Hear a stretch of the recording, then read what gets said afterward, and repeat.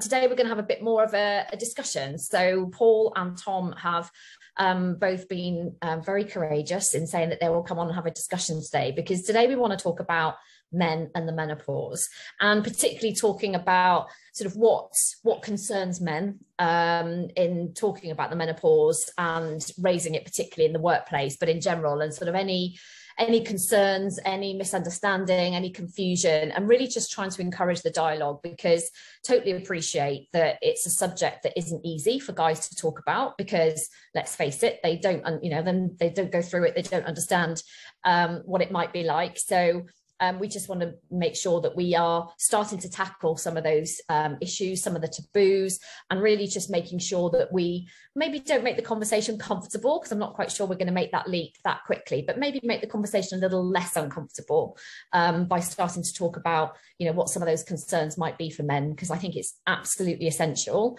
that we take men with us on this journey. And actually a recent survey, because you know that I love a stat if you've been on here before, but 60% of men surveyed said that they wanted to be more supportive around talking about the menopause. So supportive in the workplace, supportive to their partners, but kind of don't really know what to do about it and how to raise the topic and handle it when it comes into their world. So whether that world is at work or at home, not quite sure how to tackle it. So today we want to sort of start that dialogue and really just talk about what might be concerning guys. So I think that's probably a good place to start. So I don't mind, Paul or Tom, whether either one of you want to leap in and maybe just start us off by talking about, what are typically the kind of concerns that men have when it comes to talking about the menopause. I'll go first then, Tom. I think you hit a really good point a couple of sessions ago, Carolyn, where in all the time that I've worked in HR and in businesses, and no one's ever come and had a menopause conversation about, what do we do? Or I'm going through the menopause. So it's never been something that's been kind of front and centre in any conversation I've ever had. And looking back now, as you reflect, I then think, I wonder whether that was the menopause that somebody was going through at that period of time, or, what was it?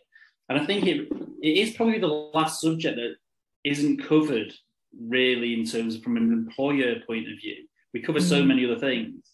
So my sort of like my thoughts on it is, why has it been tucked away for so long? It's not like it's just arrived. It's not like, COVID that just arrived 2 years ago. We're going to write about this about that. This has been here for a long time. It's not going away. I'm a husband of, my wife's going through, the menopause. I've got 2 daughters. It's that kind of stuff that, we should be aware of it. We should have more knowledge. But it's just never discussed, ever. No. It's always felt, I think, that there's this invisible line that exists. And on the one side, you've got problems, challenges, which only women face in the workplace and in life generally. And I would perhaps go beyond the menopause, like the monthly challenges of, hormone fluctuations, PMT, period pains, the fact that people don't talk about miscarriages, particularly the menopause. And on one side of the line, you have women, and do they talk about these things enough? Maybe, maybe not. But it's always felt to me like men stay very clearly on the other side of the line. And I think, to me, that line needs to disappear so that we as men feel comfortable having all of those conversations, whether that is around someone who's menopausal or if it's just someone who's struggling at a particular time of the month, if they've got terrible PMT. But I think those things generally, and I'm sort of grouping them together perhaps, are very much territory that men don't veer into. And I don't know why that is. Maybe because we don't have first-hand experience of it, maybe because we don't understand it enough. But I think because men don't want to sort of ask those questions, they haven't been asked. And I think it's good if men are saying they want to understand more about these challenges that women face, including the menopause. But I think it comes with needing to be educated on what that looks like, but also having the confidence to know that it is something that women want us to understand about and to talk about. Because I've often thought that there are, some, there's some conversations I'd like to have, but you're worried that the other person might think it's a topic of embarrassment, you know.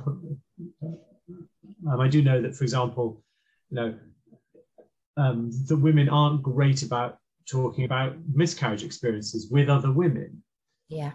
So how do we get to a point where we feel confident to have that discussion without embarrassing the person? So, you know, it's a bit chicken and egg, I suppose, Carolyn, isn't it? Like, how much is us learning more and, you know, trying to practically have the conversations, and how much is it that we need to know that the environment is a safe space for us to try and have those discussions? No one wants to say the wrong thing, do they? And sometimes saying nothing is safer than saying the wrong thing. Yeah. But the trouble is with saying nothing is that then nothing gets sorted, nothing gets aired. Exactly. You know, and it is, and the silence is sort of stifling then, isn't it? And I think it goes back to some of the stuff we talked about before, and certainly when we do the final session next week, which is more about, like, you know, what strategies can workplaces put in place. And, you know, I'm a huge believer that a policy doesn't sort anything, or it sorts very little. But actually what a policy does do as a start point is put a flag in the sand and go, we're acknowledging this, you know, as an issue, whatever the policy is for, but we're acknowledging that there's a need to have something that we sort of stand behind as a business. And I think it is a good place to start for any business, because at least it sets out there and goes, we are recognizing this as an issue. This isn't the solution to the issue, but it's recognizing it, and it starts to do exactly what you talk about, is create that safe space and go, this is a topic that we are willing to put on the table. Now, it's going to take a long time, because you're right. You know, 1 in 4 women suffer with miscarriage, you know, in their lifetime. We hardly ever talk about that. Now, you know, unlike what Paul said, you know, that nobody'd ever sort of come to me and talk about their menopause. I have dealt with women that have gone through miscarriage. But if I look statistically, and I know, you know, statistics are just what they are, I can't say out of all the women that I've ever worked with that I've had a record of sort of 1 in 4 have come and talked about miscarriage.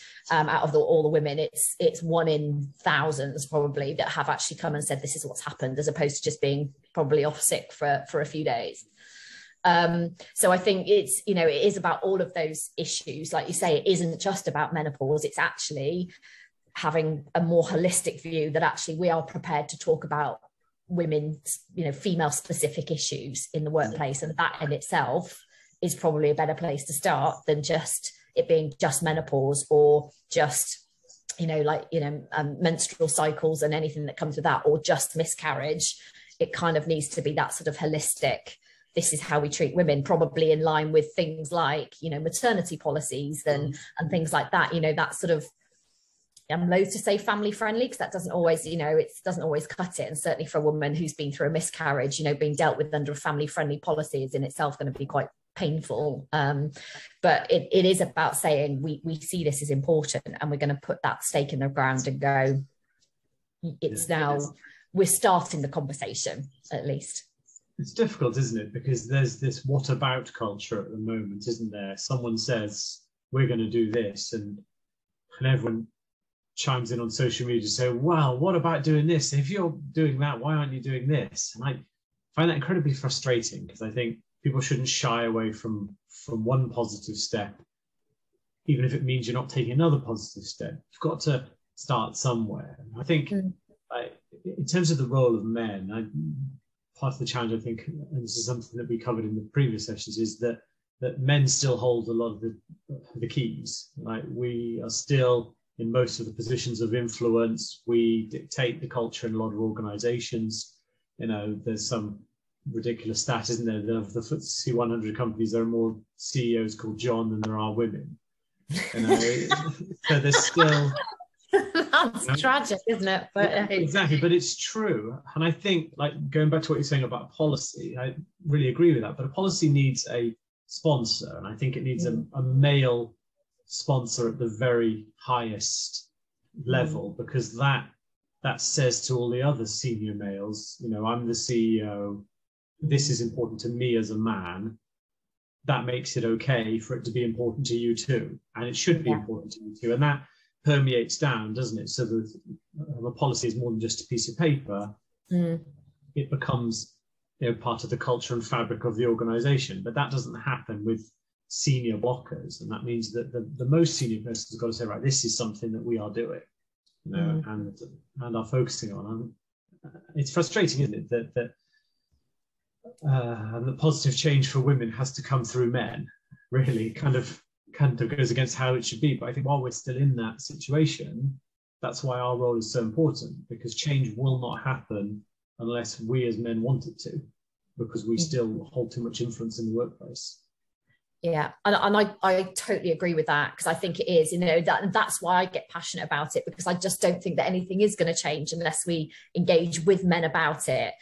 As women, it's not right of us to go, I'm sorry, but this is our thing and you've got to go over there. Yes, a woman experiences it, but we can't criticize men if we're not prepared to actually take them with us on the journey and on the change. We can't, if we just block them from it, then we're just as accountable really for the change not happening. But I completely agree with you, having that senior male sponsor, because again, Paul, you and I will know that in a lot of instances, maybe less so at the senior level like that you're at as an HRD, but a lot of the people in HR are female.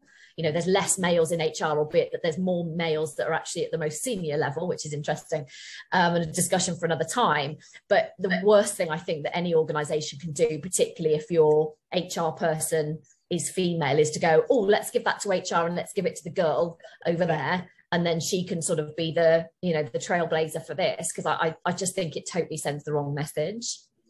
I saw one recently, and in some ways I was almost applauding it on one side and then scratching my head on the other, when it was an organisation that's sort of like a menopause cafe, where it was very much about, they get together once a month and talk about the menopause and what the business could do to support them.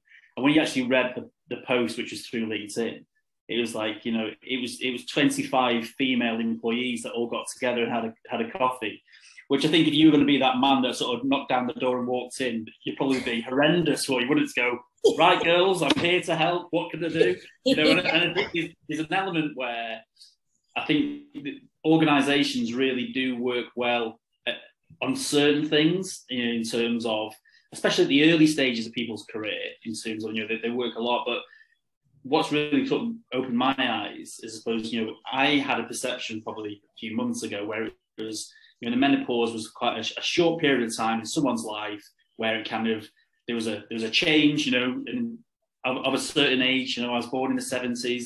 You probably, early start of your career, it'd be suing the account for going through the change. It'd be, she's having a hot flush.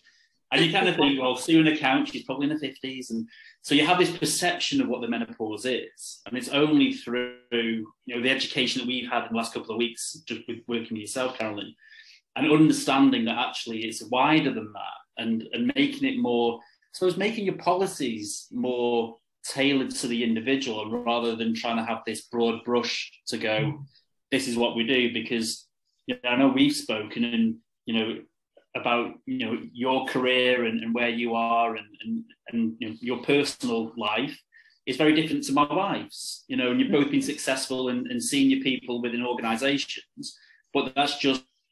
But what was right for you now is different to what's right for my wife, and what was right for her 10 years ago is different. So I think we can probably start to make it more bespoke to individuals, and almost, understand that different people need different things at different times. And having a menopause policy is a great start, but actually it's how do you then really make it, well, what the menopause for Carolyn may be different to the menopause for someone else. And someone else. And we touched on it, going through the menopause as a partner is also a challenge for people. So how do we support people on both sides?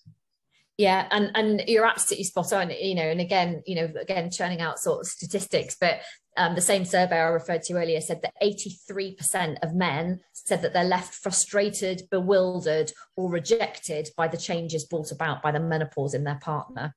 So we've got to also understand that men are struggling with this. And, admittedly, that's that's an at-home statistic, an outside of work. But we have to understand that then these men are coming to work and feeling that way. We all know, and we know more than ever. I mean, I think as intelligent individuals and as sort of leaders and HR people as we are, we've always known, because we deal with it in terms of people bring their whole selves to work.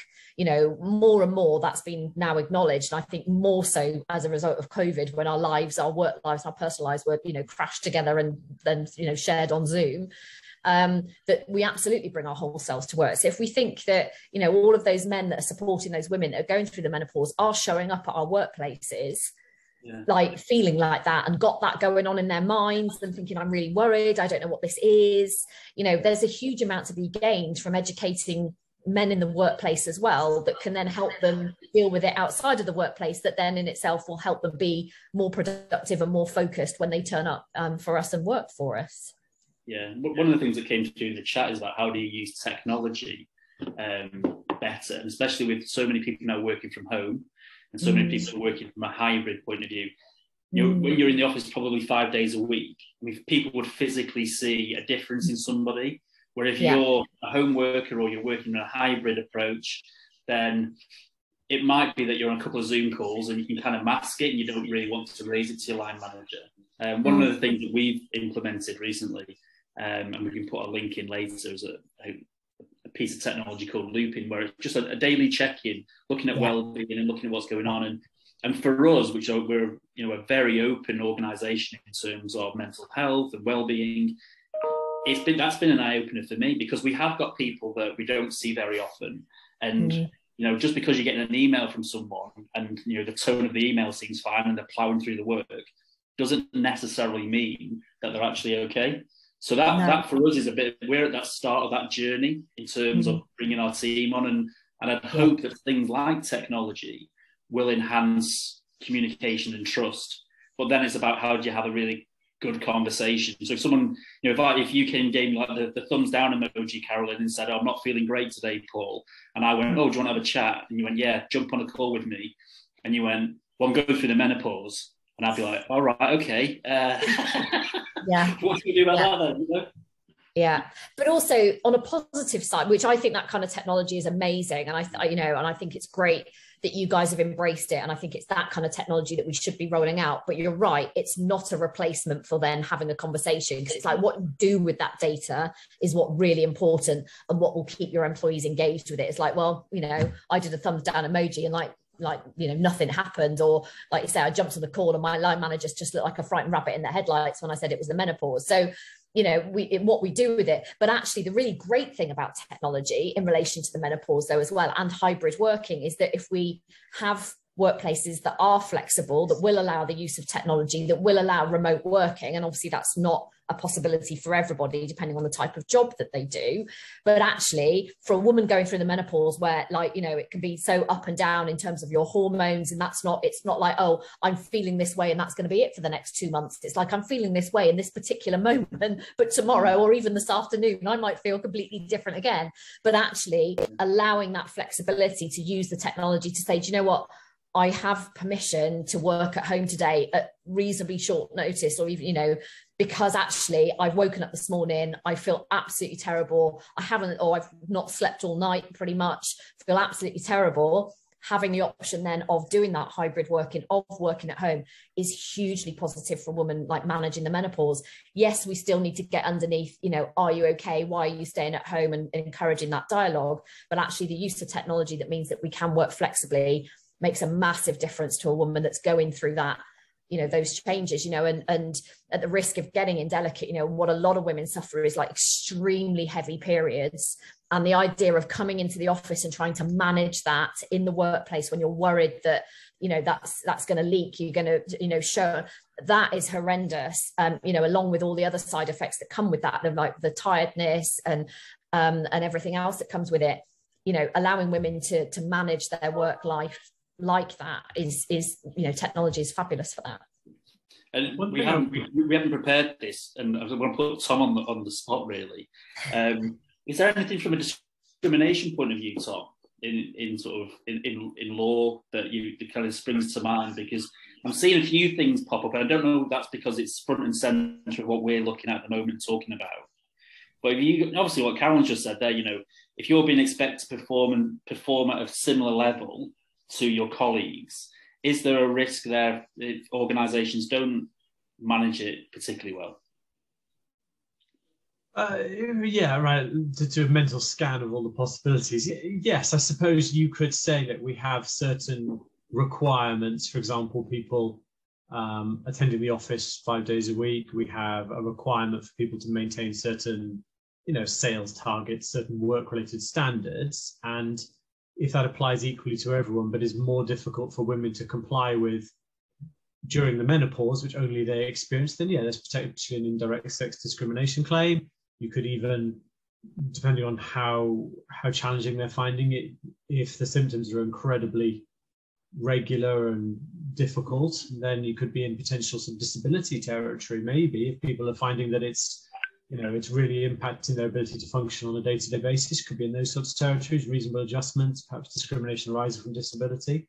So yeah, there are those possibilities. I think part of which perhaps links to what I was about to say, which is quite interesting, is that there must be this challenging period early on where, because from our some previous sessions, when Carolyn said, look, there isn't really a definite diagnosis for this, 60+ symptoms, can start at different ages, can run for different lengths of time, there are different stages to it, pre, peri, etc.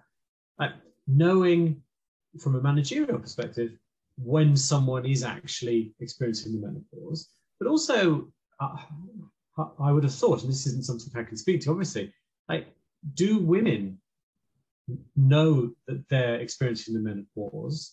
Is there perhaps a mentality of ruling out a lot of other things first? I would imagine it's not the answer they want to come to necessarily, because I'm sure it brings with it emotional challenges as well. But so there must be a period of time for most women, however long, weeks, months, years maybe, where they're experiencing things which are impacting them in the workplace, but they may not know or want to know that it's the menopause. So the managers don't know or want to know it's the menopause. All they see is the drop in reliability maybe, or the increase in sickness, or the loss of productivity, or the lack of engagement, or the difficult relationships with co-workers caused by these challenges. But how do they, and this isn't rhetorical, if you've got any answers, I'd be interested, how do both parties make sure they can get through that part? Because you can imagine if that ran for 6 months, you might be like, well, this person's just not pulling their weight, their attitude's wrong, et cetera, et cetera. And, I've had a client quite recently who came to me and said, look, this person's not performing, their attitude's terrible, they're snapping at everyone. And I said, look, could this be menopause related? They said, actually, who knows? We'll ask the question. But that's only because I knew this lady happened to be in her mid-50s that I sort of plucked that out of the air. Now, what if she was in her mid-30s, or if she was 40? There's this period, isn't there, where people might slip through the net because we can't, really put a finger on it. And I think that there's a few things I'd say in response to that, and is you're absolutely right. The menopause isn't where our minds go to, even as women, which is why raising awareness, talking about it in and of itself is really important, because actually we need to get women to start recognizing that, that actually this might be something that I'm going through. And I've noticed on the chat that, somebody just said that, it took them watching the Davina McCall program, which is fabulous. And I'd recommend anybody to watch that and give up an hour of their time, is that actually that started to confirm to them that they were actually perimenopausal, or at least should be looking into that. So, one of the reasons that the last time, the first session that we did, I did the checklist of symptoms, because actually I think that's something that we should be putting out widely within the workforce, or a version of it, or doing, a technology-based version of it, where women themselves can start asking these questions of themselves and building the picture. Line managers and men within that can also just quietly start thinking, okay, what am I observing? Can I build a picture here? Is this a conversation I need to have? And it's not anybody's job to diagnose somebody else. But I've also talked a lot, and I'm very vociferous around the fact that women go to GPs and do not get help with this. And again, another stat that I've got is 17% of women have been and seen 6 or more medical professionals in the year before receiving treatment. So nearly 20% of women have seen more than 6 medical professionals. So, which then says that there's probably, another big percentage that have seen, maybe 5 or 4. So women are not getting the help from the NHS or their medical professional. So it's not something that we can rely on in terms of, then saying, well, we think they'll go to their GP and they'll tell them and it'll all be fine, because that's not happening.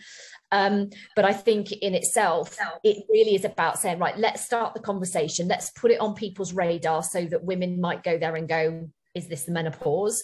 And then, getting out those lists of symptoms, because again, the list is very long. As we said, over 60 symptoms currently have the possibility of being menopause, and just getting people to think about it as a possibility. And yes, it could be something else. Like I said, a lot of women end up at their GP because they're worried due to brain fog, anxiety, memory issues, that actually it's dementia. So a lot of women present, with their GP concern that it's dementia, and it could be. We do have to bear in mind, it could be one of those things. It could be another reason entirely. But if we have a policy, if we have an approach, if we have, importantly, those checklists of symptoms, it's about putting the control back with those women to A, ask the question in their head and go, could it be this? And B, have a mechanism by which they can then go, let me start tracking this. Let me start seeing how many of these symptoms I tick. Let's look over it over a number of, you do have to look over weeks and months and sort of talk about the frequency and start to build a picture. And they build that picture for themselves. They can build that picture talking to their line manager. Absolutely, it is about building that picture for your GP, like I've said before, because the GPs aren't building the picture either. And again, so thank you for the comment that says that the Balance app is free and available by Dr. Louise Newson. I absolutely worship at the shrine of Dr. Louise Newson. She's amazing, and the Balance app is awesome. You can register on it for free, as they say, and you can put your symptoms in and you can monitor and measure them, which is amazing. So you can, if you're technology focused, then the Balance app is amazing, and you can just find it on any of the normal app platforms. But yeah, you can start logging your symptoms and it will start to give track those over time. So I think it's about just awareness. So much of it is about awareness, raising that awareness, doing training, and starting to just put it on women's radars, because you're right. And the other thing we have to remember is, we're living so much longer than we used to. So back when the average life expectancy for a woman was 34, the menopause for most was not a thing. But now, as I said before, up to a third of a woman's life now with life expectancy is going to be post-menopausal. We've just got to expect that this stuff is happening to us, and in our bodies, that much earlier in our lives than it would have been, a few hundred years ago. You're on mute, Paul. I did say, can I ask you a question, but now I'm mute myself. So it's nice. It's great to see a couple of guys are on today's series, which is great, which is a fantastic start. And well done for everyone who's turned up, which is amazing. So if you advise, if someone walks up, if there's somebody here now, and someone walks up and said, I'm going through the menopause, and you're a male leader or you're within the organisation.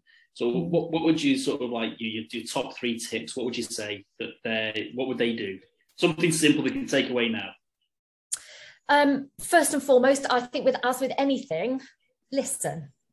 So just listen to what they've got to say, because you don't need to be the expert. It doesn't matter what somebody comes to you about, whether it's an illness or, something that's going on at home. You don't need to be the expert. So don't worry about that, but just listen and say, look, well, just tell me about it. I think the second thing I'd say is don't be afraid to say, I'm going to be honest and say, I don't know an awful lot about that. So like help, again, back to the listening point, but help me to understand. So don't be afraid to say, I don't know, but it's really helpful that you've come to me and you've said something, and actually I'm going to go away and find out what I can. I'm going to go, I'm going to go and speak to HR, or I'm going to go and look online, but I'm going to go and educate myself now that you've brought this to me. So I think that's the second thing I'd say is don't be afraid to say, I don't know, but I'm going to go away and find out. And then thirdly, I think it is about going and doing that education, go and find some stuff out, because nobody, no woman is expecting a guy to like truly understand. I'm going to be blunt. It's in the same way that as a woman, we're not going to understand what it feels like to have erectile dysfunction. However, we can probably make a good guess of just how that's going to make a guy feel. So, let's just use some of our own experience in order to sympathize and empathize with somebody, but then go away and, do that research, find out what is available either within your organization or outside of your organization, and then go back to that person. It's like anything that's difficult to talk about. Don't avoid the conversation. Go back, follow up with them. And like I said, really my first point is the main one, is that ask and listen and try and understand, and say, as an individual, like, tell me what this means to you. Tell me what I can do to support you, because it's not something that I know a lot about. It's not something that I'm personally, going to experience firsthand. I want to support you, but you need to tell me how. So yeah, I would say listen and ask questions. Don't be afraid to say I don't know, but sort of, be there and tell me, and then go away and do a bit of research, know where you can refer that person to, know how you can educate yourself a bit, and then follow up with them. Something I think would help as well is if you think about, just to use my example of sort of John, the white CEO in his 50s or 60s, someone like that, who is perhaps not, as up to speed on modern workplace culture as some CEOs. And I appreciate that I'm kind of slightly stereotyping here, but it's perhaps a fair stereotype. Most of these people have probably got wives at home. They might be fathers to daughters. And I think if you can bring it back to their real life, so not just this is your job and these are the people that work for you, with you, however you want to describe it, but that if you have got a wife at home, John, whoever, she's probably going to go through this at some point. And if you've got daughters or stepdaughters or nieces, they are going to go through this at some point. Like learn about it for your family and bring that to work. Even if you don't really want to get on board with modern workplace culture and inclusivity, because that's not the way that you've sort of learned through your career, do it for another reason. So do it because it will make you a better husband, a better father, a better sort of partner and friend. And if that's not enough to get these people to want to embrace it, then that's more of an indictment of them than it is anything else, isn't it? But if we press those buttons, I think people might see the personal link as well as the work link, and that should hopefully then permeate across into the workplace, which can only be a good thing.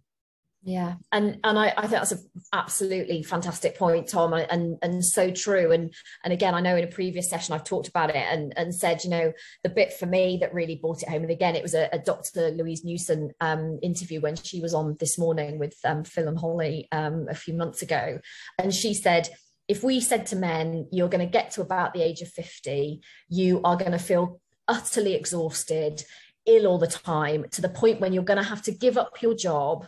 And if we said that even if you felt like having sex, even if it would be painful and, not a good experience. And then if we said to you that for 90% of you, there would be medication we could give you that would make all of this better, but only 14% of you would get it, we'd have sorted and solved the menopause by now. We would it would have been a very different place. And it's not that I want to beat guys over the head with that, but actually when you put that stark reality that goes, you're going to get to 50 and you're going to have to give up your job because this has been going to be so horrendous. Most of them would be like, my God, I'm thinking I'm going to be in my prime of my life at that point.